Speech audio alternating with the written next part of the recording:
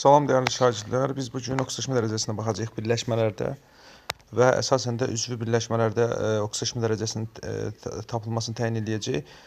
Demək, bəzi qeyri-üzvü birləşmələr haqqında danışmaq istəyirəm, istisna olan. Demək, karbon monoksid. Biz bilirik ki, karbon monoksidin açıq quruluşu bu formadadır. -2 və -2 karbon və oksigen oksidaşma dərəcələri göstərir.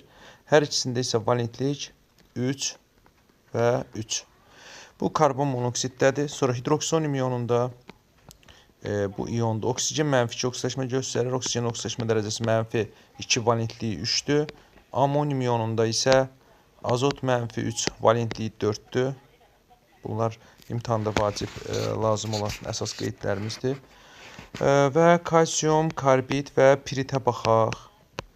Kalsium karbid və pirit. Kalsium karbiddə deməli quruluşu bu formadadır. Karbon gördüyümüz kimi -1 oksidaşma dərəcəsi göstərir. Kalsium isə -2 oksidaşma dərəcəsi göstərir. Valentliyi isə karbonun burada 4'dür. Piritdə isə demək pirit açıq quruluşu bu formadadır. Göründüyü kimi kükürt 1 elektron alır. -1 oksidaşma dərəcəsinə malikdir. Ümumilikdə 1 dəmir 2 elektron verdiyinə görə -2 oksidaşma dərəcəsinə malikdir. Burada isə kükürdün valentliyi demək 2'dir. Və üzvü birləşmələrdə oksidaşma dərəcəsinin təyini məsələn tutalım ki, karbon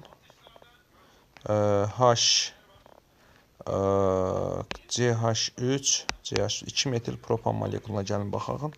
Karbona neçə hidrogen birləşib? Bu karbona 3 hidrogen birləşib. Deməli, -3 oksidaşma dərəcəsinə malikdir. İkinci karbona 1 hidrogen birləşib. -1 oksidaşma dərəcəsinə malikdir. Və bunların hər ikisi də -3 oksidaşma dərəcəsinə malikdir. Və yaxud da, məsələn, bir karbona demək, 3 hidrogen 1 xlor birləşdirirəm. Burada gördüyünüz kimi karbonun elektromənfi cəhətdən hidrogendən böyük olduğuna görə elektron sıxlığını özünə tərəf çəkir. Xlor daha böyük olduğuna görə xlor özünə tərəf çəkir. Demək, karbon 3 elektron olub, deməli, -3, 1 elektron verib, deməli, -1. Bütövlükdə karbonun oksidaşma dərəcəsi -2 olaraq qeyd edilir. Və yaxud da, məsələn, tutalım ki, spirtlərdə bir spirt yazaq. Bir spirt yazdıq. Etil spirti.